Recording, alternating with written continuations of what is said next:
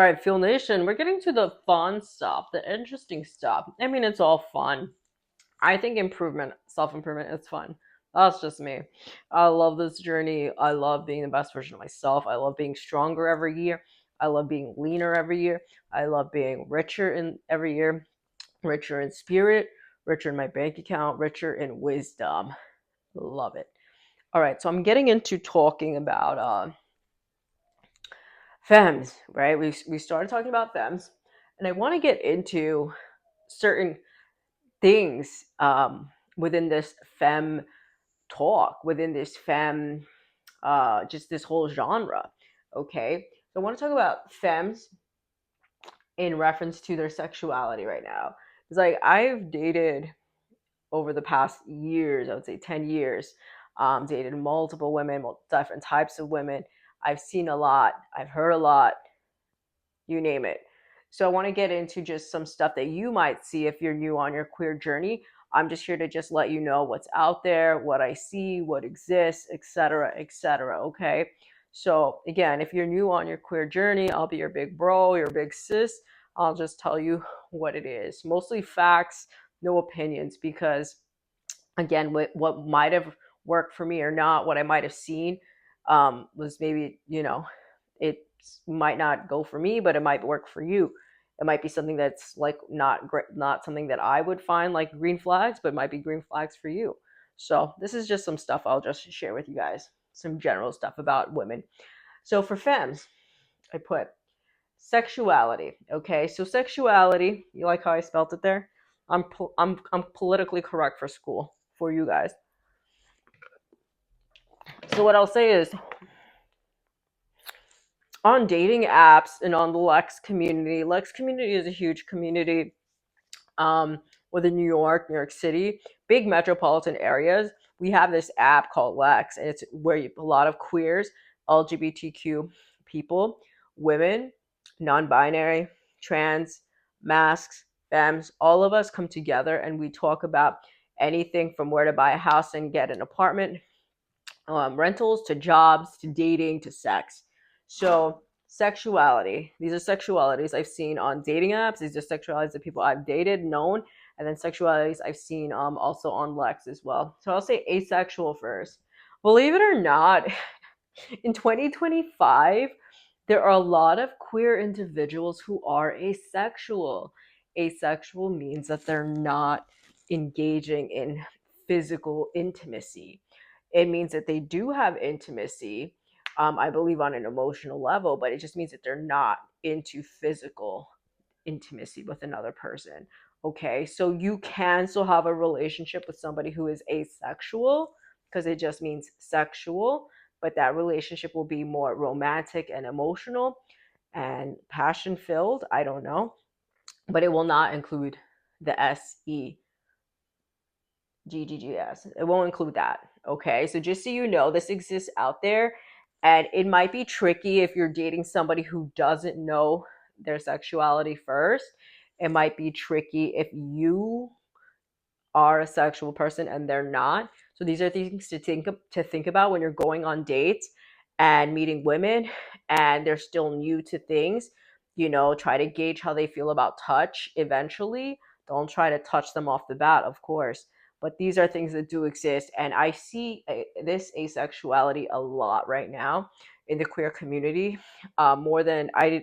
I mean, it went from not existing at all to now it exists, and I would see maybe about 10 to 15% of some of the queer women I see are like that. So just so you know, that's a lot, because going from having zero to wow, like 1 in 10 of these women or 1 in every 15 is asexual, or in that point in her life right now where she is asexual. That's her sexuality as she identifies right now, is a big number. So just putting that out there, this is something that exists, and just make sure you're getting to know people before you're starting to get into a relationship, so that way if you guys match up and your preferences match up. Okay. um Bisexual is next up. Bisexual used to be very extremely common. I know when I was coming out, and I came out as bisexual first because for me, like, that was safe within my family and my community and my workplace. I felt like people weren't going to hassle me as much if they knew I still had like my one foot in with men, that they wouldn't like raise their eyebrows at me too much for being fully queer. Again, I came out um, about 10 years ago. So, like, for me, the journey was a little more, um, my family definitely took some time to adjust to it and definitely had a lot of judgment. From Texas, a Republican background also, and Catholic Christian. So that should say a lot about the climate that I had to come out in. And I came out first as bisexual, so it was safe for me to do that. But you'll meet a lot of girls who just out of relationships with men, they had a boyfriend, they're exploring now. Now they're bisexual.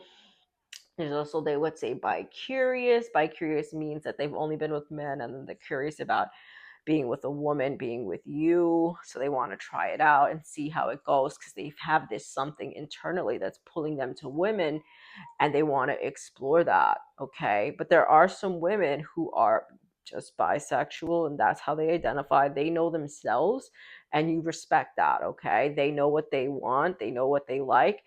And from what I've heard for some bisexual women is that they will fully love that partner they're with, whoever they're with. So it's not like, there are some women who say, well, I will prefer a woman over a man, or I lean towards men. But at the same time, when they're in a relationship, they will tell you, when I'm in a relationship with the woman and I'm all in. It doesn't matter who their sex is. That's who I'm in love with and I'm all in. And that's something that I've seen and I've heard, and relationships and I've seen and heard. And women who have been with men, she'll still get married to a woman and be loyal to her. Okay, so that's bisexuality. Um, I did date a bisexual once though, who said that she will never fully commit to a woman. She wants to be in a relationship where she still has polyamory involved, where she could still hook up with either guys or girls, depending on who she ends up with. So I was in a relationship with someone like that. That was tricky because she was bisexual, but she knew that she was going to be non-monogamous. So that was a different angle to it. So just make sure you know what relationship style that your chick is leaning towards. Okay, this girl that you're dating or wanting to get to know, make sure you understand the relationship type that she's looking for, because again, they could commit to one sex and be all in for you, or they can still be non-monogamous and still want to partake in other individuals and connections with other people. Pansexual, I love pansexuals. There's something about a pansexual. I just, I like their energy. They're like, I like who I like. So they will, regardless of sex, it's not just man or woman, it's man, woman, or non binary. For them, it's energy. And I don't know, I love the vibe of a pansexual femme. I do. And I feel like they're more like, not millennials, they're more like these Gen X girls are like, they're 25, 26, 20, 20s, let's say 20s. And these pansexuals, again, like they're looking for like the right vibe, that spiritual kind of connection. They like very educated, very cultured women. And again, they're like just fluid. They're fluid and they're very open-minded and very kind.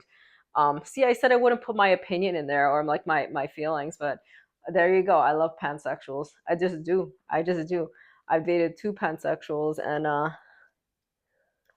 yeah, yeah, I would rate them as partners. 8 out of 10. 8 out of 10, both of them. I would say 8 out of 10. Um, okay, so next up we have lesbians. Um, and all of these are still sexually active within the relationship, okay? They are. Next up we have lesbians. Lesbians are, again, they just are with women. Women. I'm just attracted to women. Um, so binary women, like they're attracted to cis women. So that's me. Like I identify as someone who's attracted. I'm a butch lesbian. I'm only attracted to femmes, cis femmes. I've had I've had trans femmes hit on me, which are men who have transitioned into women. So I've had trans femmes hit on me and swipe on me, and come at my profile multiple times on different platforms, and they are femmes. Some of them are beautiful, but it's not, I'm not, I'm a lesbian and I'm not attracted to them. I'm not attracted to trans femmes. I'm attracted to cis femmes, lesbian. So I'm a lesbian. I identify as a she. I'm a butch lesbian. I'm a woman. I'm not transitioning ever. And I am attracted to other women. So that's my connection. Okay. And there's femmes that are attracted to femmes, just butches attracted to butches. They're still lesbian. They're still women. That's lesbianism. Girl on girl. Girl on girl. I didn't say that. Last one I put here is demisexual.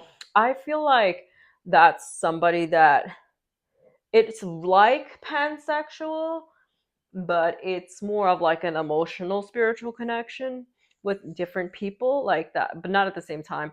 They define it more on like a spiritual emotional type of connection versus just, oh, I'm pansexual.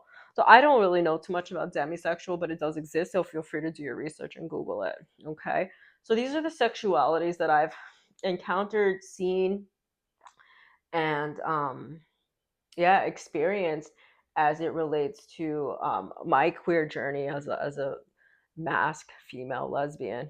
These as it relates to me, okay, and as it relates to the community from all that I know. All right, so there we go. Sexuality.